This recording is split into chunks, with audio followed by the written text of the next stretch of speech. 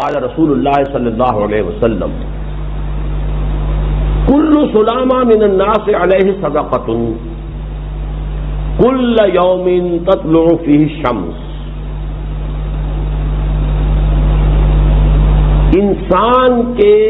انسانوں کے ہر جوڑ پر ایک صدقہ واجب ہے.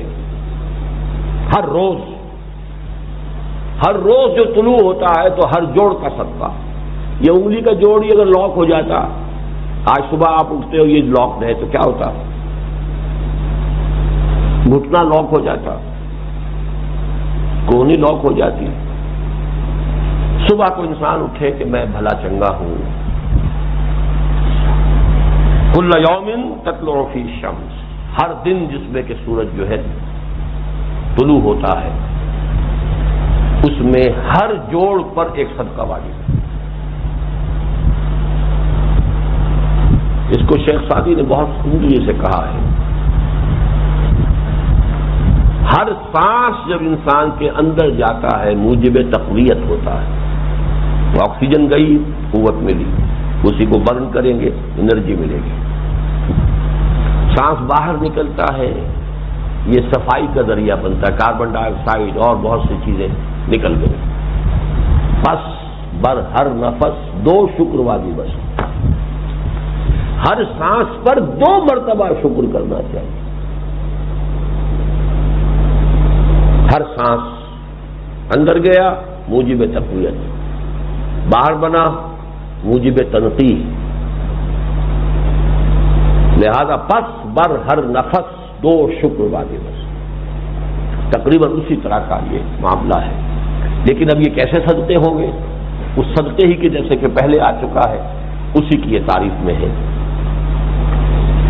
تعدل بین اثنین صدقۃ، 2 آدمیوں کے درمیان عدل کراؤ، فیصلہ کرا دو عدل کے ساتھ، یہ بھی صدقہ ہے. تعین الرجل فی دابتہ فتحملہ علیہا اور ترفع لہ علیہا متاعہ صدقۃ.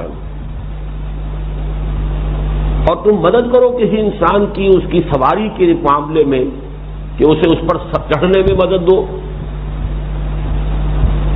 یا یہ کہ اس کی کوئی چیز، اس کا سامان نیچے سے اٹھا کے پکڑا دو.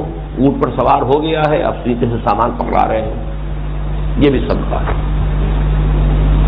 والکلمۃ الطیبۃ صدقۃ، ہر پاک بات جو اپنی زبان سے نکالو گے وہ صدقہ ہے.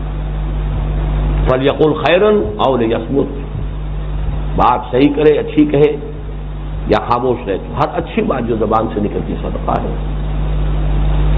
وبکل خطوۃ تمشیھا الی الصلاۃ صدقۃ، اور ہر قدم جو وہ نماز کے لیے جاتا ہے تو اٹھاتا ہے یہ صدقہ ہے. وتمیت الاذی عن الطریق صدقۃ، اور راستے میں سے کوئی اذیت شے کو، اذیت بخش چیز کو دور کرتا ہے. کہیں روڑا پڑا ہوا ہے، کہیں کچھ اور ہے، کوئی ٹھوکر کھا جائے گا، تو ہو سکتا ہے کوئی اندھا گزرے، اس کے لیے کوئی مصیبت ہو جائے.